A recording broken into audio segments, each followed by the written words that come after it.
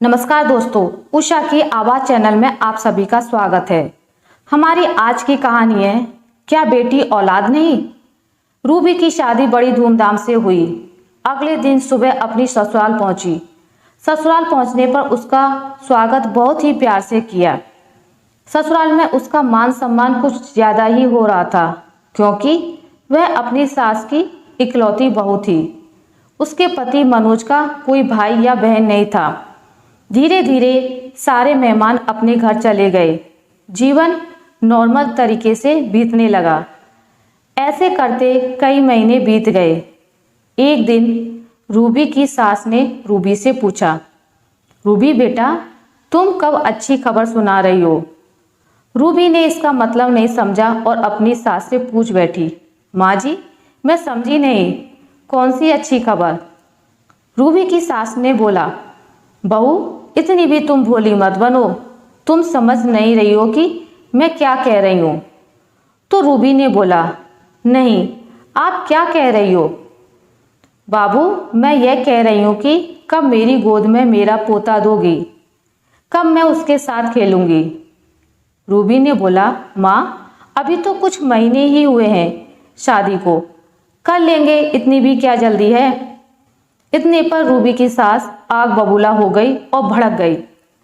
उसने सोचा था कि अपने बेटे की शादी करूंगी और बहुत जल्द मुझे पोता मिल जाएगा खेलने के लिए।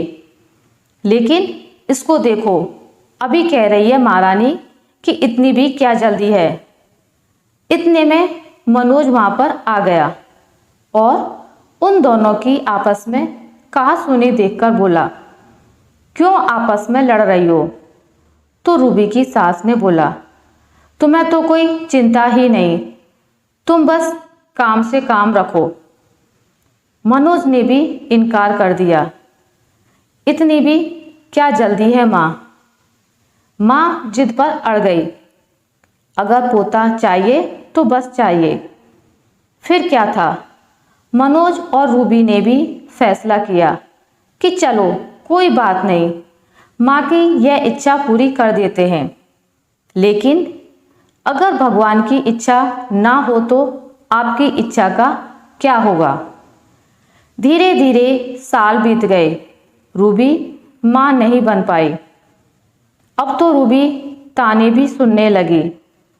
फिर सबने मिलकर फैसला किया, उसको डॉक्टर को दिखाया जाए। शहर के जाने माने डॉक्टर के पास दिखाया गया, लेकिन कोई नतीजा नहीं मिला।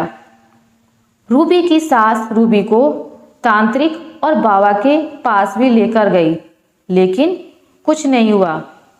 इसी तरह कई साल बीत गए और रूबी फिर भी माँ नहीं बन पाई। एक दिन मनोज का दोस्त आया हुआ था। उसने अपने दोस्त को सारी बात बताई। माँ बात नहीं करती, उन्हें लगता है कि हम खुद ही बच्चा नहीं करना चाहते हैं। उसके दोस्त ने बोला, मेरे दोस्त, इसमें सोचने वाली क्या बात है। सीधा हॉस्पिटल चल के किसी नामी हॉस्पिटल से IVF करवा लो और बहुत जल्दी तुम पेरेंट्स बन जाओगे। इसमें कोई ज़्यादा खर्च भी नहीं आता है, कोई 1 लाख के आसपास। मनोज ने बोला, भाई, पैसे की बात नहीं है, अगर मानो तब भी कुछ ना हो तो मनोज के दोस्त ने बोला, एक बार करने में क्या जाता है। एक दिन मनोज रूबी को पास के ही हॉस्पिटल में ले गया और रूबी का टेस्ट करने के बाद सब कुछ रिजल्ट में सही आया और रूबी माँ बन गई। लेकिन यहाँ पर ससुराल में कोई भी उसकी देखभाल करने वाला नहीं था, क्योंकि कितने सालों के बाद रूबी माँ बनने जा रही थी, तो कोई भी रिस्क लेना नहीं चाहता था। इसलिए उसने फैसला किया कि मैं मायके चली जाऊंगी और जब डिलीवरी हो जाएगी तो अपने ससुराल आ जाऊंगी। इस बात के लिए उसकी सास ने भी मंजूरी दे दी। उसके पोते का सवाल जो था और कुछ दिनों के बाद रूबी अपने मायके चली गई। मायके में उसकी माँ ने बहुत देखभाल की, क्योंकि वह भी अपनी नाती के लिए बहुत उत्सुक थी। धीरे धीरे समय बीता और रूबी ने एक खूबसूरत बच्चे को जन्म दिया। लेकिन दुर्भाग्य से वह बच्चा लड़का नहीं बल्कि लड़की पैदा हुई। किसी को कोई ऐतराज नहीं था, क्योंकि सबको यही लगता था कि चलो इतने सालों के बाद कुछ तो पैदा हुआ। लेकिन जब यह बात रूबी की सास को पता चली तो वह मुंह फुलाकर बैठ गई और बोली, कल मुही ने इतने सालों के बाद तो बच्चा पैदा किया, और वो भी लड़की। इतना पैसा खर्च करने का क्या फायदा, जो लड़की ही पैदा करनी थी। इससे तो अच्छा है कि बच्चा होता ही नहीं। लेकिन यह बात रूबी को बिल्कुल भी पता नहीं थी कि यह खबर सुनकर उसकी सास बिल्कुल ही नाराज हो जाएगी। रूबी ने अपनी सास को फ़ोन किया तो उसने फ़ोन भी कट कर दिया। उसने सोचा कि चलो कोई बात नहीं, जब मैं ससुराल जाऊंगी तो सासू माँ को मना लूँगी। बेटी की खबर सुन मनोज भी कोई ज़्यादा खुश नहीं था। हाँ, लेकिन खुश होने का दिखावा जरूर कर रहा था। कुछ दिनों के बाद रूबी अपने ससुराल वापस लौट आई। ससुराल वापस तो आ गई, लेकिन उससे अब कोई भी सही तरीके से बात नहीं करता था। ऐसा देख वह भी सोचती थी, इससे अच्छा है कि मेरा कोई बच्चा ही नहीं होता। कम से कम तब सही से बात तो करते थे, अब तो कोई बात भी नहीं करता है। उसकी बच्ची को कोई हाथ भी नहीं लगाता। रूबी बेचारी दिन भर परेशान होती थी, पूरे घर का काम करना और बच्ची को भी संभालना। मनोज भी कुछ ज़्यादा सपोर्ट नहीं करता था, क्योंकि वह अपनी माँ से डरता था। एक दिन रूबी रसोई का काम कर रही थी कि अचानक बच्ची पलंग से नीचे गिर गई। काफ़ी इलाज कराने के बाद भी उसका पैर ठीक नहीं हुआ और वह विकलांग हो गई।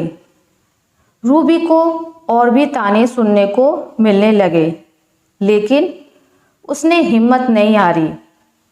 उसने फैसला किया कि वह अपनी बेटी को उसके पैरों पर खड़ा करके ही रहेगी। उसकी बेटी को कोई भी ताने नहीं मारेगा।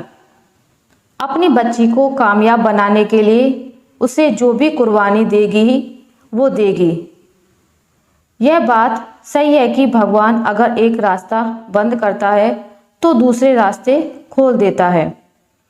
रूबी ने अपनी बेटी का नाम प्यार से नैना रखा था और देखने में भी बहुत खूबसूरत थी, और उसकी आवाज़ इतनी अच्छी थी कि अगर वह कोई गाना गाती थी तो ऐसा लगता था कि कोयल गा रही हो।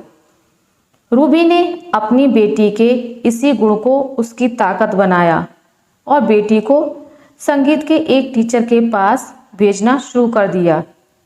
धीरे धीरे उसकी बेटी बहुत अच्छा गाने लगी। एक दिन शहर में गाने की प्रतियोगिता हो रही थी, जिसमें रूबी ने भी बेटी नैना को भाग दिलवाया और उसने वह प्रतियोगिता जीती भी। वह एक जाने माने सिंगर के रूप में प्रसिद्ध हो गई। अब तो आलम यह था कि नैना की दादी और नैना के पापा मनोज सबसे कहने लगे, नैना हमारी पोती है, नैना हमारी बेटी है। धीरे धीरे नैना को सब प्यार करने लगे। इस कहानी का सार यही है कि बेटा हो या बेटी अलग नहीं है। अगर आप वही सारी सुविधाएं बेटी को देंगे जो बेटे को देते हैं, तो बेटियां भी आपका सर गर्व से ऊंचा कर सकती हैं। बस ज़रूरत है तो हमें अपनी सोच बदलने की। आशा करती हूँ आपको मेरी आज की कहानी अच्छी लगी होगी। अगर आपको मेरी ये कहानी अच्छी लगी है तो इसे लाइक करें, ज़्यादा से ज़्यादा शेयर करें, और अगर आप मेरे चैनल पर नए हैं तो इसे सब्सक्राइब करना ना भूलें। मिलते हैं एक नई कहानी के साथ, तब तक के लिए नमस्कार।